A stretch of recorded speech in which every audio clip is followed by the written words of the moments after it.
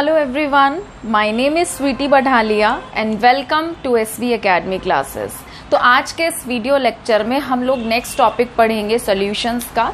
हमने अभी तक सॉल्यूशन चैप्टर का इंट्रोडक्शन पढ़ा था। हमने ये पढ़ा था कि सॉल्यूट और सॉल्वेंट क्या होते हैं, सॉल्यूट और सॉल्वेंट आपस में मिक्स होकर सॉल्यूशन बनाते हैं, कितने टाइप्स के हमारे पास सॉल्यूशंस हमें देखने को मिलते हैं, किस तरीके से हम कॉन्सेंट्रेशन को अलग अलग रूपों में पढ़ते हैं, molarity, molality, mole fraction, normality and etcetera etcetera, strength वगैरह हो गया।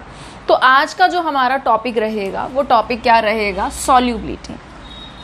सॉल्युबिलिटी आपके दो रूपों में बटी हुई है। मैं पहले आपको बता दूं, जब हम सॉल्युबिलिटी की बात करते हैं, ठीक है, कि कोई भी चीज किसी के अंदर कितना सॉल्यूबल है, कितना घुलनशील है, उसकी कितनी क्षमता है घुल जाने की, डिसॉल्व हो जाने की, सॉल्यूबल हो जाने की। तो इस चैप्टर के अंदर हम दो चीजें पढ़ेंगे कि जब सॉल्यूट डिसॉल्व हो रहा है, सॉल्यूबल हो रहा है किसी लिक्विड के अंदर, जो हमारा अभी का टॉपिक है, जो हम शुरुआत करेंगे, और दूसरा हम पढ़ेंगे कि जब कोई गैस सॉल्यूबल हो रही है किसी लिक्विड के अंदर, ठीक है। यहां से आपकी हेनरीज लॉ निकल कर आएगी। क्लियर है? तो हम जब सॉल्युबिलिटी का टॉपिक पढ़ेंगे तो हम दो चीजों में पढ़ेंगे, solid in liquid and gas in liquid. आज का जो आपका वीडियो लेक्चर रहेगा वो solubility of solid in a liquid पर बेस्ड रहेगा। समझ में आया? ठीक है, तो कंफ्यूज होने की जरूरत नहीं है कि हम सॉल्युबिलिटी किसका किस में पढ़ रहे हैं। मैंने आपको बता दिया, पहले हम सॉलिड को जब लिक्विड में डिसॉल्व कर रहे हैं उसकी सॉल्युबिलिटी पढ़ेंगे, फिर हम उसके बाद गैस जब सॉल्यूबल हो रहा है लिक्विड में उसकी सॉल्युबिलिटी के बारे में चर्चा करेंगे। ठीक है, चलिए अब सबसे पहले एग्जाम्पल से समझते हैं। मान लीजिए मैंने क्या किया, एक ग्लास पानी ले लिया, ठीक है। अब एक ग्लास पानी जो मैंने लिया है उसमें पानी की वॉल्यूम फिक्स कर दी गई है, ठीक है। अगर मैं कोई एक ग्लास ऑफ वाटर ले रही हूं और मैंने कहा कि इसकी वॉल्यूम फिक्स है, क्या है, इसकी वॉल्यूम फिक्स है, तो मैंने कहा कि मैं ना इस पानी के अंदर, पानी मेरा किसकी तरह एक्ट कर रहा है, पानी मेरा सॉल्वेंट की तरह एक्ट कर रहा है। अगर मैं इस पानी के अंदर एक चम्मच चीनी डाल दूं, मैंने क्या किया, एक चम्मच इसके अंदर चीनी डाल दी और ये चीनी को मैंने चम्मच की मदद से मिला दिया, चीनी घुल गई। फिर मैंने एक चम्मच चीनी और डाली, मिलाया, घुल गई। एक और चम्मच चीनी डाला, मिलाया, घुल गई। तो जब भी हमारा सॉल्यूट क्या है इस समय, शुगर, चीनी किसकी तरह एक्ट कर रहा है यहाँ पर, सॉल्यूट की तरह, जिसे हम डिसॉल्व कर रहे हैं और जिसके अंदर डिसॉल्व होता है सॉल्वेंट हमारा लार्ज अमाउंट में होता है, सॉल्यूट हमारा जो है लेस अमाउंट में होता है। तो जब हम चीनी को पानी के अंदर डिसॉल्व कर रहे हैं, वो घुलती जा रही है, घुलती जा रही है, घुलती जा रही है। इस प्रोसेस को हम बोलते हैं डिसॉल्यूशन। इस प्रोसेस को क्या कहा जाता है, डिसॉल्यूशन। तो डिसॉल्यूशन प्रोसेस एक्चुअल में क्या है, ये हमारा वो प्रोसेस होता है जब हमारा सॉल्यूट डिसॉल्व होता रहता है, ठीक है। मैंने यहाँ पर लिख भी रखा है, व्हेन अ सॉलिड सॉल्यूट, कोई सॉलिड सॉल्यूट को हम ऐड कर रहे हैं लगातार, कंटिन्यूअसली किसी लिक्विड सॉल्वेंट के अंदर, और वो हमारा solid solute keeps on dissolving, dissolve होता जा रहा है, होता जा रहा है, होता जा रहा है, और सॉल्यूशन की कंसंट्रेशन जो है वो बढ़ती चली जा रही है। इस प्रोसेस को हम बोलते हैं डिसॉल्यूशन, ठीक है। देखिए, जब हमारे पास, हम बात करते हैं कॉन्सेंट्रेशन की, ठीक है, तो कॉन्सेंट्रेशन का मतलब क्या है, या तो नंबर ऑफ मोल्स बोल लो या अमाउंट बोल लो, कि क्या हमारा सॉल्यूट का अमाउंट है, amount of solute divided by volume of solution. तो अगर मैं एक चम्मच चीनी मिला रही हूं, मैंने चीनी का कुछ अमाउंट मिला दिया, फिर मैं 2 चम्मच चीनी मिला रही हूँ और चीनी का अमाउंट बढ़ गया, 3 चम्मच, 4 चम्मच, 5 चम्मच, तो जैसे जैसे मैं सॉल्यूट का अमाउंट बढ़ाती जाऊंगी, कॉन्सेंट्रेशन क्या होती चली जाएगी, बढ़ती चली जाएगी। They both are directly proportional to each other. तो यानी कि जब हम सॉल्यूट को ऐड करते हैं तो कॉन्सेंट्रेशन क्या होती है, बढ़ती है, ठीक है। अब अगर हमारे पास कोई ऐसा सॉल्वेंट है जिसके अंदर इतनी क्षमता है कि हम सॉल्यूट को डाल रहे हैं और वो डिसॉल्व कर रहा है, हमने और सॉल्यूट डाला और सॉल्यूट डिसॉल्व हो गया, तो ऐसे सॉल्यूशंस को हम बोलते हैं unsaturated solution. Unsaturated solution, unsaturated solution का मतलब क्या है कि उसके पास अभी भी क्षमता है और चीनी डिसॉल्व कर लेने की। ठीक है, प्योर वाटर हमारा सॉल्यूशन नहीं है, प्योर वाटर हमारा सॉल्वेंट है।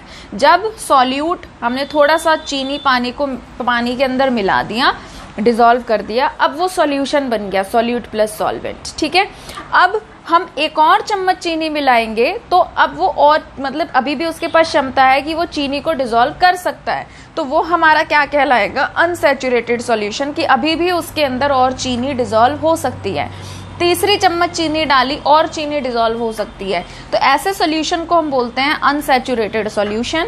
और जब तक ये प्रोसेस कि हम चीनी डाल रहे हैं, चीनी घुल रही है, चीनी डाल रहे हैं, चीनी घुल रही है, तो जब तक सॉल्यूट जो है सॉल्यूशन के अंदर डिसॉल्व होता रहता है, उस प्रोसेस को हम बोलते हैं डिसॉल्यूशन, और सॉल्यूशन को कहा जाता है अनसैचुरेटेड सॉल्यूशन। समझ में आया?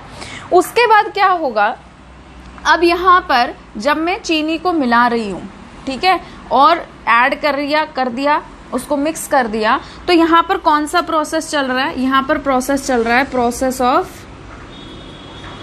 Process of dissolution. ठीक है, अब एक स्टेज आएगी जब हम और चीनी डालेंगे इसके अंदर, इस ग्लास ऑफ वाटर के अंदर, तो चीनी डिसॉल्व होना बंद कर देगी। क्या हो रहा है बेसिकली कि रिएक्शन में अब धीरे धीरे इक्विलिब्रियम अटेन हो रहा है, कि जैसे ही अब आप और चीनी डालोगे तो ऐसा नहीं है कि चीनी डिसॉल्व नहीं हो रही, माइक्रोस्कोपिक लेवल पर चीनी डिसॉल्व हो रही है, बट जितना चीनी अब रिएक्शन ने जब एक बार इक्विलिब्रियम अटेन कर लिया, अब आप जब और चीनी डालोगे तो क्रिस्टल्स जो होंगे शुगर के वो आपस में कोलाइड करेंगे और बाहर आ जाएंगे, क्रिस्टलाइज्ड हो जाएंगे। तो यानी कि क्या होगा हमारा कि प्रोसेस ऑफ डिसॉल्यूशन जो है वो बराबर हो जाएगा किसके, प्रोसेस ऑफ क्रिस्टलाइजेशन के। और जब हमारे दोनों प्रोसेसेस क्या हो जाएंगे, सेम रेट पे, कि जिस स्पीड से हम चीज़ों को मिक्स कर रहे हैं, पार्टिकल को, सॉल्यूट के पार्टिकल को सॉल्वेंट के अंदर, उतनी ही स्पीड से सॉल्यूट के पार्टिकल सॉल्वेंट से बाहर आ रहे हैं, तो रेट या प्रोसेस ऑफ डिसॉल्यूशन बराबर हो गया प्रोसेस ऑफ क्रिस्टलाइजेशन के। तो रिएक्शन ने इक्विलिब्रियम अटेन कर लिया। अब जब हम और चीनी डाल रहे हैं, चीनी डिसॉल्व नहीं हो रही, हमें अपनी नेकेड आई से क्या लगेगा कि चीनी घुल नहीं रही, बट एक्चुअल में क्या हो रहा होता है कि जितने पार्टिकल डिसॉल्व हो रहे होते हैं उतने ही पार्टिकल प्रेसिपिटेट आउट हो रहे होते हैं। तो हमें अपनी आंखों से अब माइक्रोस्कोपिक लेवल पर तो दिखता नहीं है, तो हमें लगेगा कि अरे चीनी घुलना बंद हो गई। ठीक है, तो जब हमें अपनी नेकेड आई से देख के ऐसा लगे कि अरे और चीनी घुल नहीं रही है, तो उस प्रोसेस को हम क्या बोलते हैं, क्रिस्टलाइजेशन। उस प्रोसेस को क्या कहा जाता है, क्रिस्टलाइजेशन। और जब और चीनी घुलनी बंद हो जाएगी तो वो सॉल्यूशन हमारा बन जाएगा सैचुरेटेड सॉल्यूशन। क्या बन जाएगा, सैचुरेटेड सॉल्यूशन, कि भैया अब तुम कुछ भी कर लो और चीनी हमें डिसॉल्व नहीं होगी। जैसे हम पढ़ते हैं, है ना, हम पढ़ने बैठे तो शुरू में बड़े जोश में बैठते हैं पढ़ने के लिए, दिमाग में चीज़ें घुस भी रही होती हैं। 1 घंटा पढ़ लिया, 2 घंटा पढ़ लिया, स्पीड जो है चीज़ों को मेमोराइज करने की थोड़ी थोड़ी स्लो होने लगती है, कॉन्सेंट्रेशन थोड़ा डिस्ट्रैक्ट होने लगता है। फिर हम कहेंगे कि यार अब हमने ना 6 घंटे पढ़ाई कर ली, अब दिमाग बड़ा सैचुरेटेड हो रहा है, अब थोड़ा ब्रेक लेना पड़ेगा, अदरवाइज चीज़ें दिमाग में घुसना बंद हो रही है। ठीक है, तो सैचुरेशन पॉइंट जो उसका मतलब क्या है कि अब हम चीज़ों को और अगर चाहते हैं लर्न करना, समझना, तो वी नीड अ ब्रेक, यानी कि सैचुरेशन पॉइंट आ गया हमारा कि अब हम लगातार और कई घंटे नहीं पढ़ सकते। इन द सेम वे जब चीनी आपकी डिसॉल्व होनी बंद हो जाएगी तो हम कहेंगे कि वो सॉल्यूशन सैचुरेटेड हो गया, उतनी वॉल्यूम में वो अपना जितना सॉल्यूट डिसॉल्व कर सकता था वो कर चुका। अब तुम कुछ भी कर लो रूम टेम्परेचर पे, उतने वॉल्यूम के अंदर और चीनी डिसॉल्व नहीं होगी। बट हाँ, अगर आप और वाटर ऐड कर दोगे, मतलब वॉल्यूम में छेड़छाड़ कर दोगे, आप टेम्परेचर में छेड़छाड़ कर दोगे, तो डेफिनेटली सॉल्युबिलिटी चेंज हो जाएगी। ठीक है, आपको लगेगा कि और सॉल्यूट डिसॉल्व हो रहा है, बट वॉल्यूम अगर फिक्स है, टेम्परेचर अगर फिक्स है, तो आपको पता चलेगा कि और शुगर उस लिक्विड के अंदर डिसॉल्व नहीं हो रही। ठीक है, फिर से एक बार रिकॉल करते हैं कि हमने क्या पढ़ा है। हम सॉल्युबिलिटी का कॉन्सेप्ट पढ़ रहे हैं कि जब भी हम किसी सॉलिड सॉल्यूट को लिक्विड के अंदर डालते हैं, तो जब तक हम सॉल्यूट को डिसॉल्व कर रहे हैं, सॉल्यूट डाल रहे हैं, मिला रहे हैं, डिसॉल्व हो गया, सॉल्यूट डाल रहे हैं, मिला रहे हैं, डिसॉल्व हो गया, उस प्रोसेस को हम बोलते हैं डिसोल्यूशन। और उस सॉल्यूशन को कहा जाता है अनसैचुरेटेड सॉल्यूशन, जिसके पास क्षमता है और भी सॉल्यूट को डिसॉल्व करने की। फिर एक स्टेज आती है जब हमें अपनी आंखों से देख के लगता है कि और पार्टिकल डिसॉल्व नहीं हो रहे, तो उसको हम बोलते हैं कि क्रिस्टलाइजेशन पॉइंट आ गया और वो सॉल्यूशन हमारा सैचुरेटेड सॉल्यूशन बन गया। ठीक है, समझ में आया? तो वीडियो को पॉज करके इसे नोट करिए प्लीज। ठीक है, तो मैंने यहाँ पे क्रिस्टलाइजेशन की डेफिनेशन लिख दी है, एक बार रीड भी कर लेते हैं कि when a solid solute is added continuously, जब हम सॉलिड सॉल्यूट को ऐड करते हैं लगातार किसी लिक्विड के अंदर, सॉल्वेंट के अंदर, तो solute keeps on dissolving, solute dissolve होता रहता है, सॉल्यूशन की कंसंट्रेशन बढ़ती रहती है और इस प्रोसेस को हम डिसोल्यूशन कहते हैं और उस सॉल्यूशन को हम अनसैचुरेटेड सॉल्यूशन कहते हैं जब तक डिसॉल्व हो रहा है। फिर अल्टीमेटली एक स्टेज आ जाएगी जब आपका और कोई सॉल्यूट डिसॉल्व नहीं होगा उस सॉल्यूशन के अंदर उसी गिवन टेम्परेचर पे। ठीक है, तो वहां पे क्या होने लग जाएगा, क्रिस्टलाइजेशन होने लग जाएगा और क्रिस्टलाइजेशन वाली स्टेज पे ही जो सॉल्यूशन होता है उसे हम सैचुरेटेड सॉल्यूशन कहते हैं। फिर सॉल्युबिलिटी की डेफिनेशन है, आपको ये बात ध्यान रखना है, मैंने आपको बताया भी है कि हम सॉल्युबिलिटी एक तो पढ़ेंगे सॉलिड इन लिक्विड, एक पढ़ेंगे हम गैस इन लिक्विड। तो सॉलिड वाले की अलग डेफिनेशन चलेगी हमारी और गैस वाले की अलग चलेगी। तो अगर हम solubility of a solid in a liquid की बात कर रहे हैं तो ये क्या कह रहा है कि सॉल्युबिलिटी का मतलब क्या है कि maximum amount of solid solute के ज्यादा से ज्यादा अधिकतम रूप में, ठीक है, कोई भी सॉलिड सॉल्यूट ग्राम्स में, केजी में नहीं लेना है, मिलीग्राम में नहीं लेना है, किस में स्टडी कर रहे हैं, ग्राम्स में। कह रहे ग्राम में अगर हम किसी सॉलिड सॉल्यूट को ले रहे हैं तो उसका कितना ज्यादा से ज्यादा अमाउंट या मात्रा डिसॉल्व हो सकती है 100 ग्राम लिक्विड सॉल्वेंट के अंदर, ताकि वो सैचुरेटेड सॉल्यूशन बना दे किसी पर्टिकुलर टेम्परेचर पे।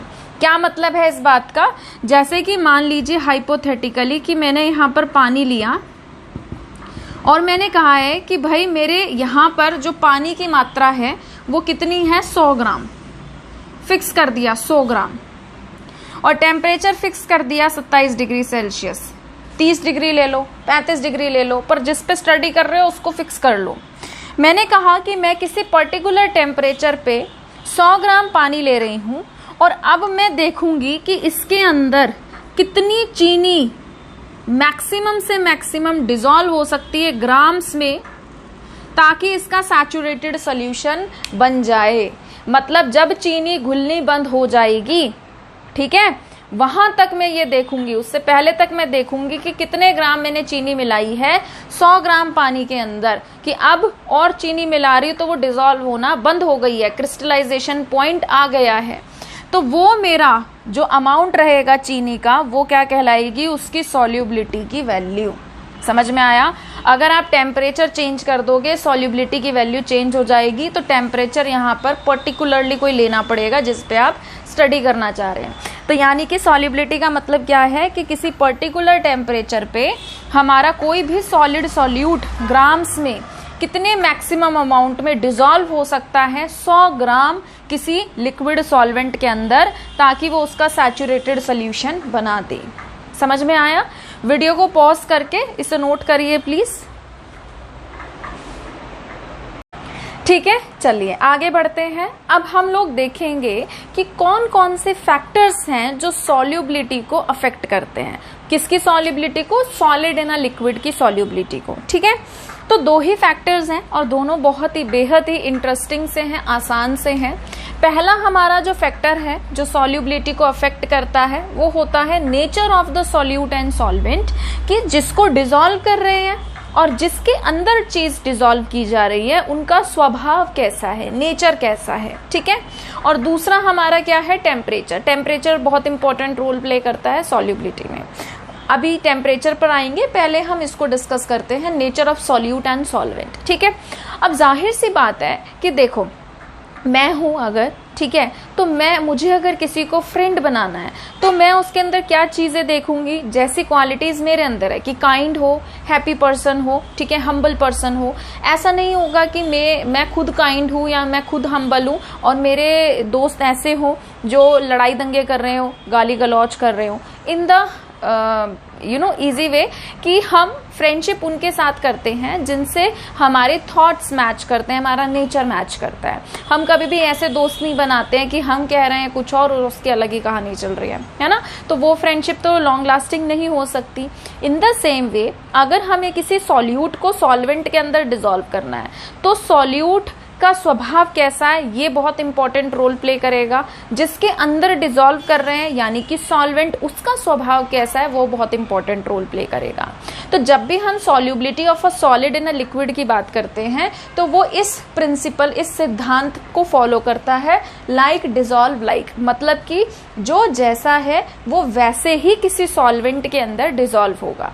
समझ में आया? तो हम यहां से क्या चीज नोटिस करते हैं कि जो हमारे आयोनिक कंपाउंड्स होते हैं, आयोनिक कंपाउंड्स पे क्या होता है, चार्ज, तो वो ज्यादातर उनमें सॉल्युबल पाए जाते हैं जो हमारे पोलर सॉल्वेंट हो। पोलर का मतलब भी क्या है, charge.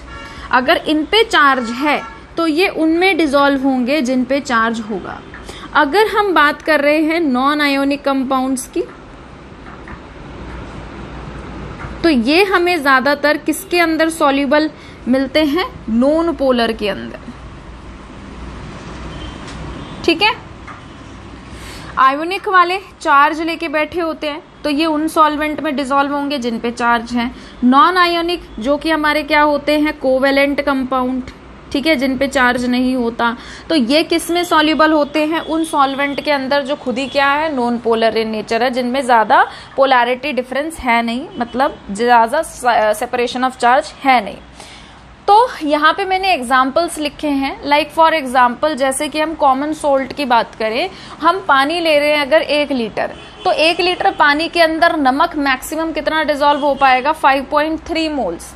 But in the same way अगर हम वाटर को ले रहे हैं 1 लीटर तो चीनी उसके अंदर कितने डिसॉल्व हो पाएगी, 3.8 मोल्स। ज्यादा कौन डिसॉल्व हो रहा है, NaCl, कॉमन सॉल्ट। क्यों? क्योंकि ये बाय नेचर क्या होता है, आयोनिक कंपाउंड, और वाटर पे भी क्या होता है, separation of charge due to difference in their electronegativity, oxygen and hydrogen की। तो ये चार्ज लेके बैठा है, ये चार्ज लेके बैठा है, ज्यादा डिसॉल्व करेगा। शुगर हमारा क्या होता है, कोवेलेंट कंपाउंड, यानी कि नॉन आयोनिक है, तो इसको हम वाटर के अंदर डिसॉल्व कर रहे हैं, क्वांटिटी क्या हो गई, कम, ठीक है। या तो लेस सॉल्युबल होता है या सॉल्युबल ही नहीं होता है। आयोडीन हमारा कैसा है, कोवेलेंट कंपाउंड, किसमें ज्यादा सॉल्युबल रहेगा, ऑर्गेनिक सॉल्वेंट्स में, जैसे अल्कोहल हो गया, कार्बन टेट्राक्लोराइड हो गया। वाटर के अंदर इसकी सॉल्युबिलिटी क्या पाई जाएगी, कम, क्योंकि ये कोवेलेंट है और ये हमारा क्या है, पोलर सॉल्वेंट। समझ में आया? तो अब देखिए हमने थ्योरेटिकली इस चीज को समझ लिया कि भाई ऐसे ऐसे ऐसे ऐसे हो रहा है, इसके पीछे का रीजन क्या है, अब उसे समझने की कोशिश करते हैं, ठीक है। मान लीजिए मैं आपको ये समझाने की कोशिश करूंगी कि एक्चुअल में कोई भी चीज सॉल्युबल हो कैसे रही है, प्रोसेस क्या हो रहा है सॉल्युबिलिटी का, ठीक है। तो NaCl का एग्जाम्पल उठा लेते हैं। मान लीजिए इसका 2 डायमेंशनल स्ट्रक्चर बना रहे हैं हम,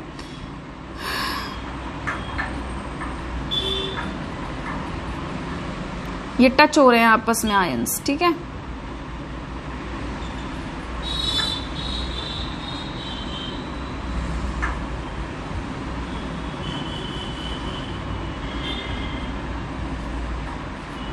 ऐसे करके इनके स्ट्रक्चर्स बना हुआ है, और भी बड़ा बना सकते हैं पर मैं ज्यादा बड़ा बना नहीं रही, ठीक है।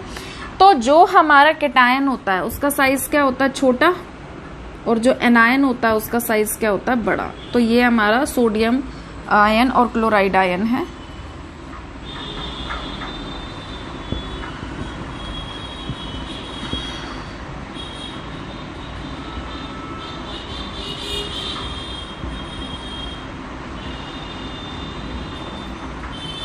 ठीक है। तो ऐसे हमने क्या किया, एक पानी ले लिया, पानी का ग्लास ले लिया और उसके अंदर ना नमक डाल दिया। अब नमक के दाने हमें तो बहुत छोटे छोटे लग रहे होते हैं, है ना, पर एक्चुअल में वो जो दाने हैं, जो नमक है, उसका भी अपना एक क्या है, क्रिस्टल लैटिस है, उसने भी अपना स्ट्रक्चर बना रखा है। हम नेकेड आई से एटम आयंस को नहीं देख सकते, तो हमने क्या किया, नमक का कुछ अमाउंट पानी के अंदर मिला दिया और जो नमक के दाने हैं उसमें sodium chlorine sodium chlorine sodium chlorine इस तरीके से वो आपस में जुड़े हुए हैं।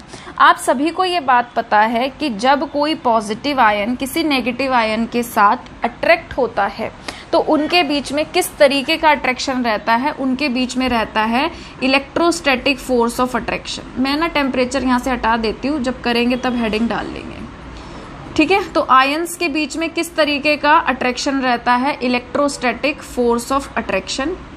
अपोजिट चार्ज इस अट्रैक्शन से एक दूसरे को अट्रैक्ट कर लेते हैं। अब क्या होगा, हम पानी के बारे में बात करते हैं।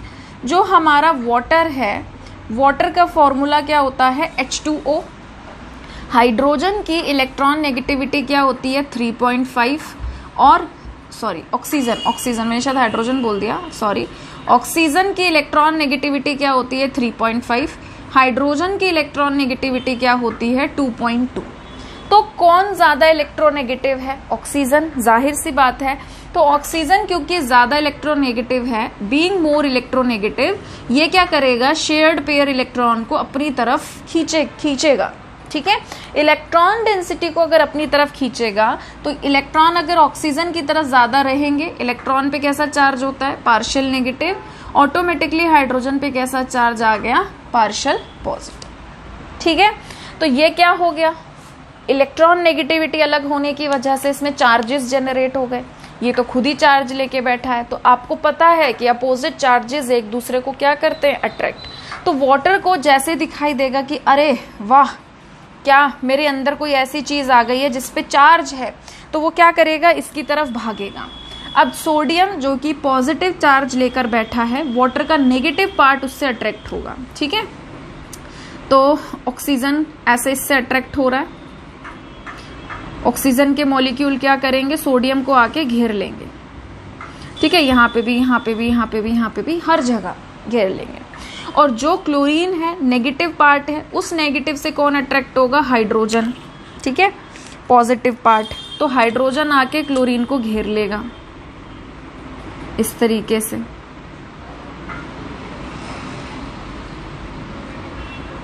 समझ में आया। तो यहां पर ये जो पॉजिटिव चार्ज है वाटर का, पॉजिटिव, ये इसके नेगेटिव को अट्रैक्ट कर रहे हैं और इसको खींच के बाहर निकाल लेगा क्रिस्टल से। अब ये बाहर निकल गया, फिर ये बाहर निकल गया, फिर ये बाहर निकल गया, फिर ये बाहर निकल गया। तो अगर Na+Cl- से ही अलग हो जाएगा, इसका मतलब कि वो ब्रेक हो गया आयंस में। और अगर वो आयंस में ब्रेक हो गया तो इसका मतलब क्या है कि उसका क्रिस्टल टूट चुका है, वो डिसॉल्व होने की कोशिश कर रहे हैं। अब क्या होगा कि जब ये आयंस यहाँ से बाहर निकाल लेगा वाटर, तो वाटर इस तरीके से, मैं यहाँ बना देती हूँ कि जैसे Na+ है, तो Na+ को जो वाटर का नेगेटिव पार्ट है वो बहुत अच्छे से सराउंड कर लेगा, एक एनवलप, एक शीथ बना लेगा, कवर करेगा।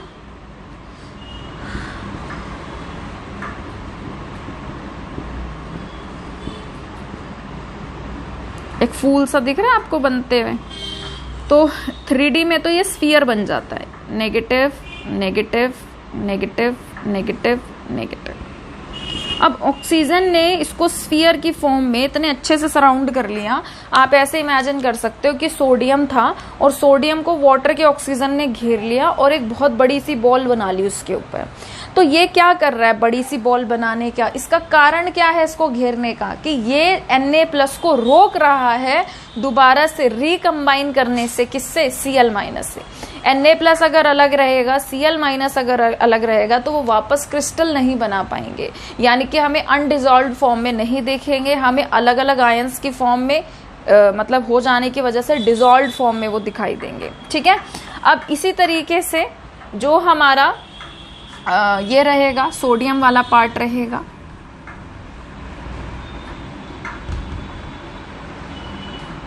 ठीक है, जो हमारा सोडियम वाला पार्ट रहेगा, Cl वाला, Cl माइनस वाला पार्ट रहेगा। Cl माइनस को कौन आके सराउंड कर रहा है? H,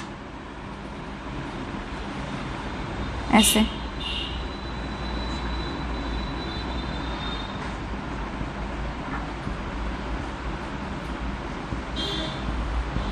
पार्शियल पॉजिटिव हाइड्रोजन पर, ठीक, और ये पॉजिटिव पार्ट क्या कर रहा है? इसको अट्रैक्ट कर रहा है।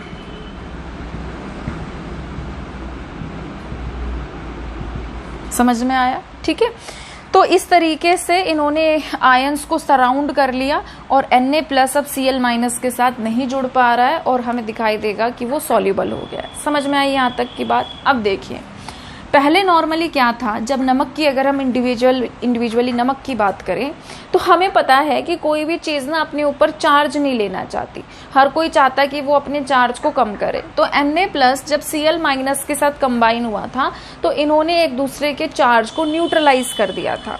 फिर हमने जब नमक को पानी के अंदर डाला तो पानी ने क्या किया? Na+ को अलग कर दिया, Cl- को अलग कर दिया, तो इन पे फिर से क्या हो गए? चार्जेस जनरेट हो गए। तो अब वाटर क्या कर रहा है?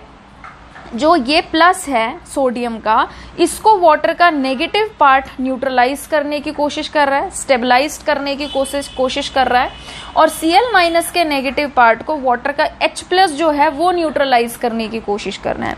तो जब इनके चार्ज स्टेबलाइज होंगे वाटर की वजह से, तो ये अपनी एनर्जी को क्या करेंगे? कम। जब भी स्टेबिलिटी आती है एनर्जी कम हो जाती है। तो जब ये वाटर के मॉलिक्यूल इनके चार्ज को कम कर रहे हैं, स्टेबलाइज करने की कोशिश कर रहे हैं, तो यहाँ से एनर्जी रिलीज होती है इनकी स्टेबिलिटी की वजह से, और जो एनर्जी यहाँ से रिलीज होती है उसे हम बोलते हैं हाइड्रेशन एनर्जी या हाइड्रेशन एंथैल्पी। समझ में आया इतनी बात? ठीक है। तो ये जो आयंस हमारे कहलाएंगे, ये हमारे कहलाएंगे हाइड्रेटेड आयंस। इन आयंस को क्या कहेंगे हम? Hydrated ions. और यहाँ पर स्टेबलाइजेशन की वजह से जो एनर्जी रिलीज हुई है उसको हम कहेंगे हाइड्रेशन एनर्जी या हाइड्रेशन एंथैल्पी। समझ में आया? अब आप एक और चीज ध्यान करिए, रिकॉल करने की कोशिश करिए कि लैटिस एनर्जी क्या होता है, लैटिस एंथैल्पी क्या होता है। तो लैटिस एंथैल्पी या एनर्जी हम उसको कहते हैं कि हम कितनी एनर्जी दें, ठीक है, कितनी, ध्यान से सुनिएगा, कितनी एनर्जी दें कि हम 1 मोल क्रिस्टल को ब्रेक कर दें आयंस में। मतलब NaCl का 1 मोल मैंने क्रिस्टल ले लिया, उस क्रिस्टल को अलग अलग करने के लिए Na+ को अलग, Cl- को अलग, Na+ को अलग, Cl- को अलग, तो 1 मोल क्रिस्टल को ब्रेक करने के लिए जो मुझे यहाँ पर एनर्जी लगेगी वो कहलाएगी लैटिस एनर्जी। समझ में आया? तो अब लैटिस एनर्जी को एक भाषा में हम ऐसे भी समझ सकते हैं कि जब आयंस आपस में जुड़ते हैं तो इनके जुड़ने की वजह से चार्जेस में स्टेबलाइजेशन होता है और ये एनर्जी को रिलीज भी करते हैं, तो वो हमारी वो भी लैटिस एनर्जी होती है। उसी एनर्जी को अगर हम दोबारा इस क्रिस्टल में दे दें तो इसको ब्रेक करने के लिए, तो वो भी हमारी लैटिस एनर्जी ही होती है। तो आप किसी भी रूप में इसको समझ लो। तो अब क्या है, इन्होंने एक दूसरे को अट्रैक्ट कर रखा है, इनके बीच में बहुत स्ट्रॉन्ग अट्रैक्शन है, कैटायन और एनायन के बीच में इन्होंने अपना एक क्रिस्टल बना रखा है। अगर जो वाटर मॉलिक्यूल का अट्रैक्शन है, इनको अट्रैक्ट करना, बाहर खींचने का और स्टेबलाइज करके ह्यूज अमाउंट में हाइड्रेशन एंथैल्पी रिलीज करने का, अगर वाटर की क्षमता ज्यादा है इनके बीच के अट्रैक्शन से, तो वाटर क्या कर देगा, उनको खींच के बाहर निकाल देगा, क्रिस्टल को ब्रेक कर देगा और हमें चीजें सॉल्युबल होते हुए दिखाई देंगी। इसका मतलब क्या है?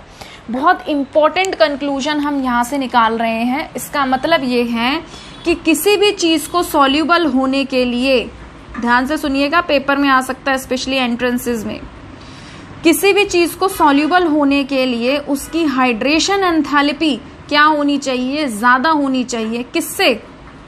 किससे? लैटिस एनर्जी या एंथैल्पी से। भाई एक बात बताओ सिंपल सी, तुम्हें कोई चीज तोड़नी है, तुम किसी चीज को तभी तोड़ सकते हो जब उसकी मजबूती से ज्यादा ताकत तुम उस पर लगा दो, है ना? इनके बीच में अट्रैक्शन है। वाटर इनके क्रिस्टल को तभी तोड़ सकता है जब वाटर यहाँ पर स्ट्रांगली इनको अट्रैक्ट करके खींच के बाहर निकाल रहा है, और जितना खींच के बाहर निकालेगा, जितना आयंस को स्टेबलाइज करेगा, उतनी ज़्यादा हाइड्रेशन एंथैल्पी निकालेगा। आप एक बात बताओ, इनके बीच में इतना स्ट्रांग अट्रैक्शन है कि वाटर के अट्रैक्शन से कोई फर्क ही नहीं पड़ रहा, मतलब लैटिस एंथैल्पी ज़्यादा है। तो वाटर अगर आयंस में ब्रेक ही नहीं कर पाएगा तो उनको सॉल्यूबल कैसे करेगा? समझ में आया? तो किसी भी चीज को सॉल्यूबल करने के लिए उसकी हाइड्रेशन एंथैल्पी ज्यादा होनी चाहिए। किससे? लैटिस एंथैल्पी से। आई होप आपको ये टॉपिक समझ में आया होगा। तो इस टॉपिक का सिद्धांत क्या है? सबसे पहला प्रिंसिपल आपको ये याद रखना है, लाइक डिसॉल्व लाइक, जो जैसा है वो वैसे में डिसॉल्व होता है। अगर किसी सॉल्यूट पे चार्ज है तो वो उन पे ज़्यादा जल्दी डिसॉल्व होगा जिन सॉल्वेंट पे चार्जेस हैं। अगर आपका कोई सॉल्वेंट कोवेलेंट सॉल्यूट आपका अगर कोई कोवेलेंट कंपाउंड है तो वो ऐसे सॉल्वेंट को ढूंढेगा जो नॉन पोलर इन नेचर है। ठीक है, फिर उसके बाद यहाँ पे हमने डिस्कस कर ही लिया कि कोई भी चीज़ कैसे सॉल्यूबल होती है। अब अगर हम बात करें किसकी, कि जैसे देखो मैंने NaCl का एग्जाम्पल लिया, तो NaCl पे खुद पे चार्जेस था, वाटर पे भी चार्ज था, तो अट्रैक्शन हुआ। अब मान लो मैं यहाँ पे सॉल्यूट ले रही हूँ कोई ऐसा जिस पे चार्ज ही नहीं है, वाटर पे चार्ज है, वाटर अपने चार्ज से क्या उखाड़ लेगा जब यहाँ पे अट्रैक्ट करने के लिए कोई चार्ज ही नहीं होगा। तो जब भी हम पानी के अंदर किसी कोवेलेंट कंपाउंड को डालते हैं तो सॉल्युबिलिटी घट जाती है, जबकि उसी पानी के अंदर हम किसी ऐसे सॉल्यूट को डालते हैं जिस पे चार्ज है तो सॉल्युबिलिटी बढ़ जाती है। ठीक है, वीडियो को पॉज करके इसे नोट करिए प्लीज। ठीक है, चलिए आगे बढ़ते हैं लास्ट टॉपिक की तरफ। अब हम लोग पढ़ेंगे effect of temperature on solubility of a solid in a liquid. तो टेम्परेचर की अगर हम बात करें तो ज़रूरी नहीं होता कि टेम्परेचर बढ़ाने से सॉल्युबिलिटी बढ़ेगी ही। ठीक है, कई बार क्या होता है सॉल्युबिलिटी घट भी जाती है, और कई बार क्या होता है टेम्परेचर का कोई इफेक्ट हमें सॉल्युबिलिटी पे देखने को नहीं मिलता। तो कहाँ पे कब क्या रहेगा ये सबसे ज़्यादा डिपेंड करता है इस चीज़ पर, सॉल्यूट का नेचर कैसा है, प्लस में रिएक्शन एंडोथर्मिक है कि एक्सोथर्मिक है। ठीक है, तो देखिए क्या है, अगर हम सबसे पहले पॉइंट की बात करें तो हम उस केस को पढ़ रहे हैं जब टेम्परेचर बढ़ा देने से सॉल्युबिलिटी बढ़ती है। ये हम ज़्यादातर किन में देखते हैं? हम एंडोथर्मिक रिएक्शंस में देखते हैं। एंडोथर्मिक रिएक्शंस हमारी वो होती हैं जिनको कराने में हीट एब्जॉर्ब होती है। ठीक है, तो इसके एग्जाम्पल्स क्या हैं? Sodium nitrate, potassium nitrate, sodium chloride, potassium chloride. तो इसको कैसे समझेंगे हम? मान लीजिए कि हमारे पास सॉल्वेंट हीट एब्जॉर्ब कर रहे हैं, सॉल्यूशन बना रहे हैं, और इन्होंने इस रिएक्शन ने इक्विलिब्रियम अटेन कर लिया। ठीक है, इसे आसान भाषा में समझने की कोशिश करेंगे, फिर यहाँ पर इम्प्लीमेंट करेंगे। जैसे कि यहाँ पर एक बच्चा है और यहाँ पर एक दूसरा बच्चा है, दोनों भाई बहन है या दोस्त है।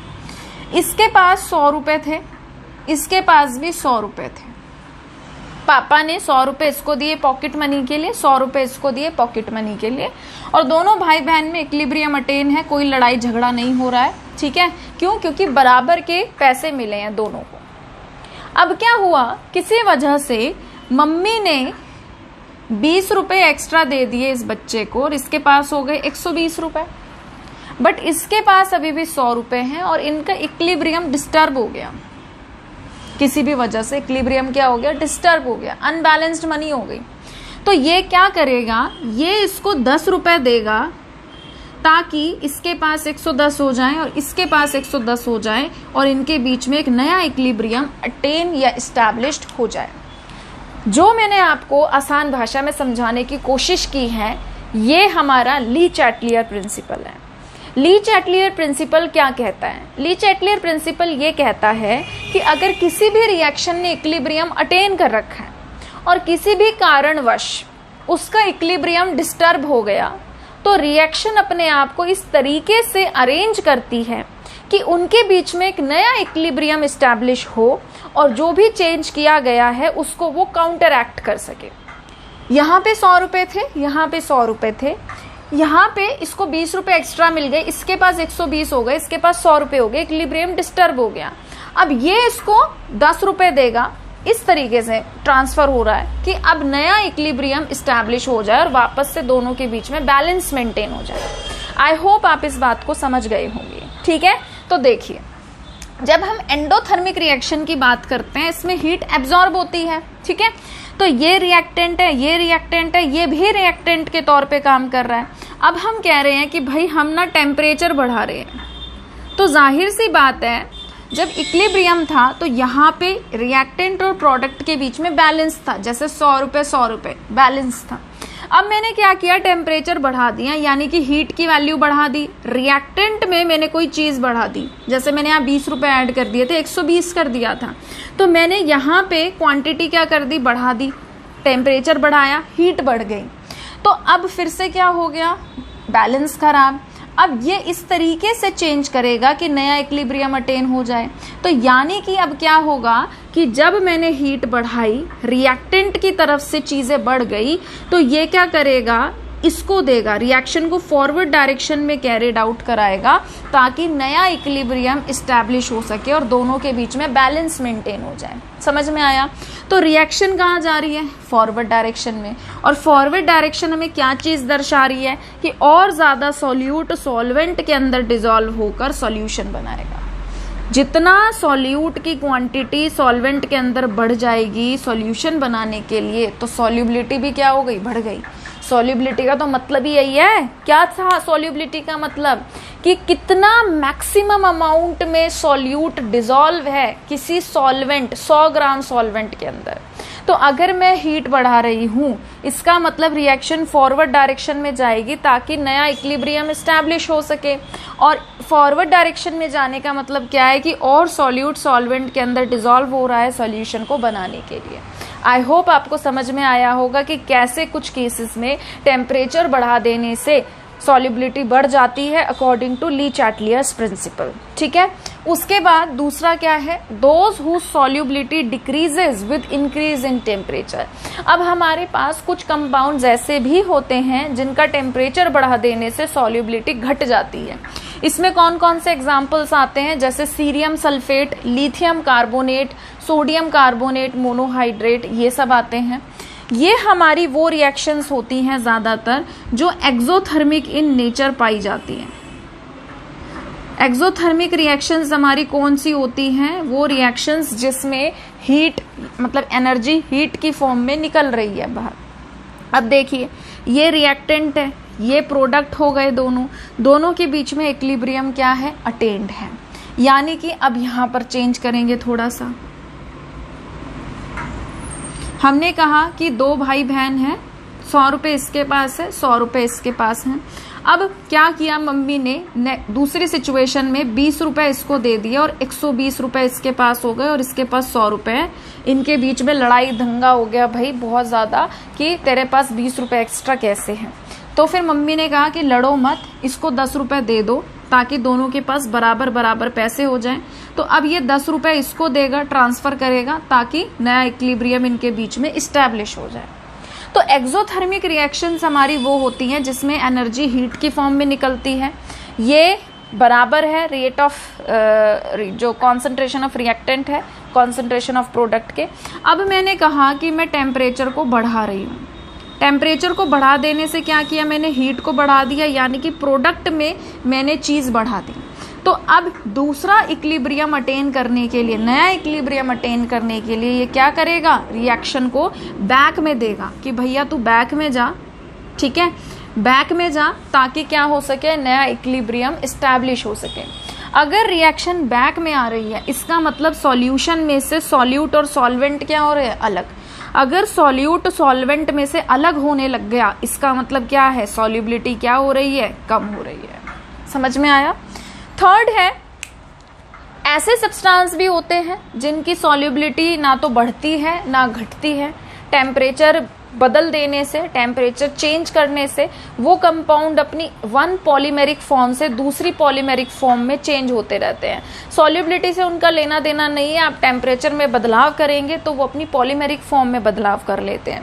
लाइक फॉर एग्जाम्पल जैसे कि यहाँ पर सोडियम सल्फेट डेकाहाइड्रेट है, जब आप 32.4 डिग्री सेल्सियस से ज़्यादा टेम्परेचर इसे देते हैं तो ये अपने आप को सिंपल अनहाइड्रस सोडियम सल्फेट में रखता है, ठीक है। अगर आप टेम्परेचर 32.4 डिग्री से कम रख रहे हैं मेंटेन करके, तो ये अपने आप को डेकाहाइड्रेटेड फॉर्म में रखता है। ऐसे टेम्परेचर को हम बोलते हैं ट्रांजिशन टेम्परेचर। ऐसे टेम्परेचर को क्या कहा जाता है? ट्रांजिशन। ट्रांजिशन का तो मतलब ही चेंज होता है, बदलाव होता है। तो ऐसे टेम्परेचर को ट्रांजिशन टेम्परेचर कहते हैं, जिसके नीचे हमारा कंपाउंड किसी अलग फॉर्म में है, जिसके ऊपर हमारा कंपाउंड किसी अनदर फॉर्म में है। समझ में आया? कुछ ये आपके सिलेबस में नहीं है जो मैं अब आपको बात बताने वाली हूँ, बट आपको पता होना चाहिए। कई बार हम ग्राफ बनाते हैं, आपके सिलेबस में नहीं है ये, पर मैं आपको वैसे बात बता रही हूँ। कई बार हम ग्राफ बनाते हैं सॉल्युबिलिटी वर्सेस टेम्परेचर के, ठीक है। कोई कंपाउंड ले लिया, उसका हमने ऐसे ग्राफ देखने को कि कैसा ग्राफ आ रहा है, इस तरीके से। तो जब हम सॉल्युबिलिटी वर्सेस टेम्परेचर का ग्राफ बनाते हैं तो इसको हम सॉल्युबिलिटी कर्व के नाम से जानते हैं। इसको हम क्या बोलते हैं? Solubility curve. तो आपको पता होना चाहिए कि सॉल्युबिलिटी कर्व का मतलब क्या है, कि ग्राफ बनाया जा रहा है जब सॉल्युबिलिटी वर्सेस टेम्परेचर के, ठीक है। वीडियो को पॉज करके इसे नोट करिए प्लीज, ठीक है। तो आज के लिए इतना ही, और अगर आपको आज का वीडियो अच्छा लगा है तो प्लीज़ इसे लाइक करिए, शेयर करिए, चैनल को सब्सक्राइब करिए। जल्दी मिलेंगे एक नए वीडियो के साथ, तब तक अपना ध्यान रखिए। Thank you.